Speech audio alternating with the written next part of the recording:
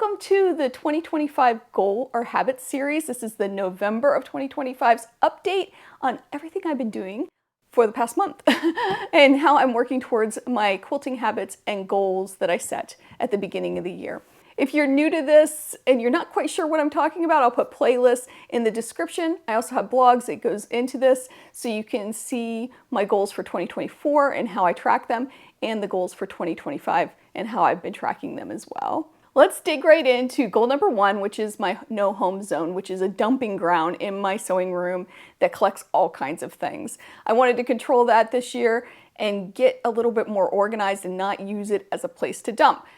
If you remember back in September, I thought I found the root cause of this, which was my Aunt Amy's magic bin. And if you remember, you remember. If not, the video's out there. I don't think that was the problem because I'm back to the same old habits.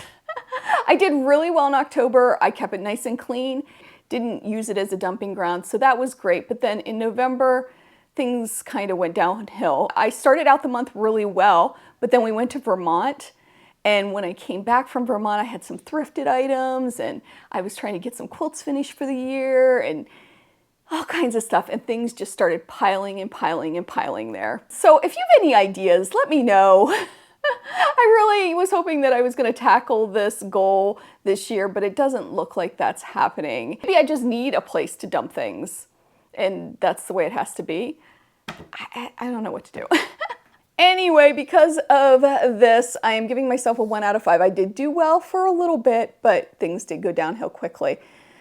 Womp womp, starting out on a bad note, but that's okay because it's going to go up from here. Goal number 2 is to be intentional about my quilting purchases, and I did great at this goal. I'm so proud of myself. I resisted the temptation to buy, especially with all the sales. I really kept myself laser focused on things that I needed, not that I wanted, with the exception of thrifting, because you don't know if you need it until you see it, right? And it is thrifting after all. While I was in Vermont, I did go thrifting. I did buy a lot of really cool stuff. This habit or goal has been squelched. I'm not just spending willy-nilly. The things I did buy are fabric for tutorials that I needed to do for my business.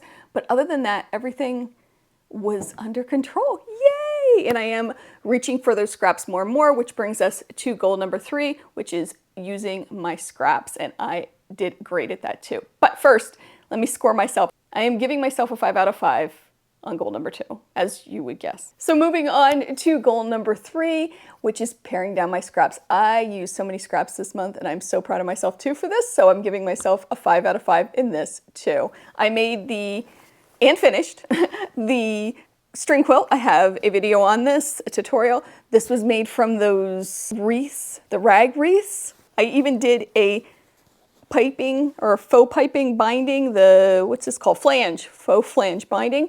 Now, if you watch my thrifting video, you know I thrifted a curtain that was supposed to go on the back. I ended up not using it. It was too thin for as heavy as this blanket is, or quilt. Oh, did I just commit the cardinal sin and call a quilt a blanket? I think I did. With this quilt, oh my goodness, okay, this quilt. I had a wide back that I used, and I think it went really well. You can see here, I'll put a picture in, but yeah, I think it goes really, really well with this. I needed something a little bit more hefty because this quilt is very heavy. I also got back to working on my forever project, which is the Cathedral Windows. Now, I do have a video on this too, but honestly, I'm not trying to promote here, although I should, right? I mean, because you might want to see this. This is a project I've been working on for almost 30 years now, and I did work on this some more. I took it on the trip. I worked on it in the car, and I'm getting back into this. It's getting big, really big, which is nice. So I don't know, I'll put the size up here, what it is right now. And then I have a bunch of other pieces that I have to sew onto this. This is all done by hand. Well, not all done by hand. It's 90% done by hand. It's like a little bit of a scrapbook of a project for me because I use little scraps from all my projects in it.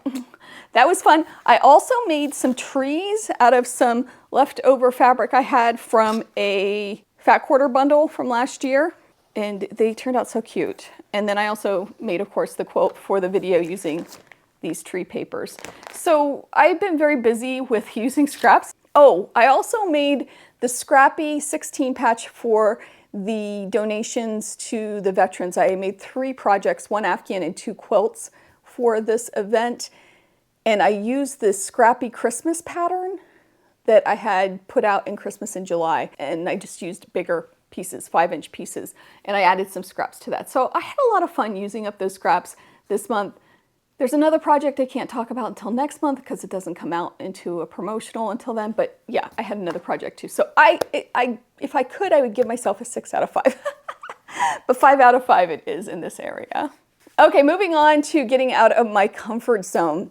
The biggest thing I did, and it might not seem big, but it was in my head, is I used my serger to go around the outside of this quilt before I quilted it on the edges, or not before I quilted it, before I put the binding on the edges. I was reluctant to do that, and I'm not sure why, but a viewer, and I don't remember who, but somebody had told me about it, and thank you whoever that is.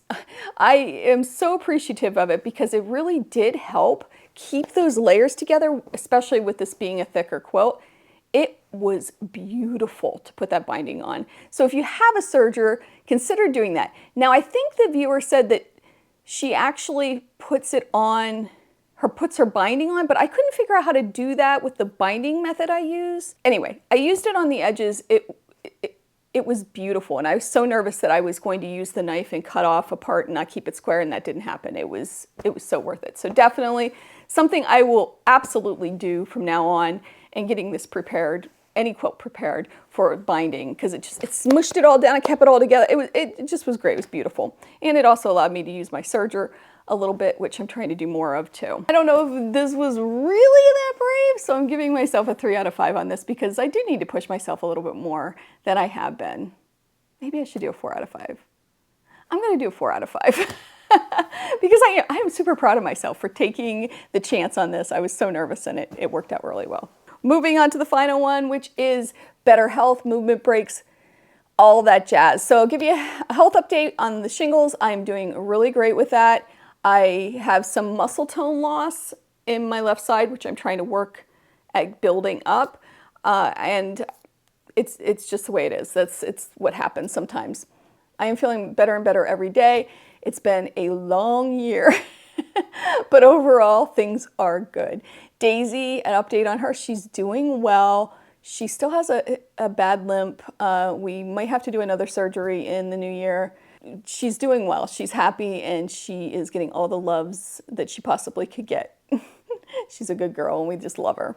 I'm continuing to work on all aspects of my life, mental health, emotional health, all of that stuff too, trying to reduce some stress and spending time with family and friends. My husband and I went to Lancaster, which was so much fun. We got to see Noah again. So if you watched last month, you saw I went to see Noah in Lancaster with my mom. This month I went to see the exact same show with my husband because he hadn't seen it and he wanted to see it. That was so much fun too. We had a great time. So I got to see it twice, and it was different both times a little bit. So it was fun to see it twice, and I noticed things that I didn't notice the first time, which was also fun. I've also been spending some time with friends and family and really trying to make sure that I'm getting out of my sewing room because to be honest, I could stay here every day, 10 hours a day, 12 hours a day if I wanted to, but I'm trying to push myself to make sure that I am a very balanced quilter and that I'm not burning out on anything either.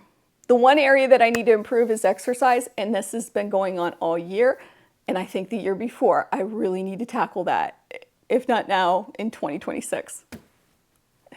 Why is it so hard to exercise? I don't know. I need to do that better at that. But overall, I'm doing really, really well. So I'm giving myself a 4 out of 5 on that because I do need to start exercising. I hope you enjoyed this update. As always, I hope you have a wonderful day. I hope you take some time to sew, and I will see you real soon. Bye.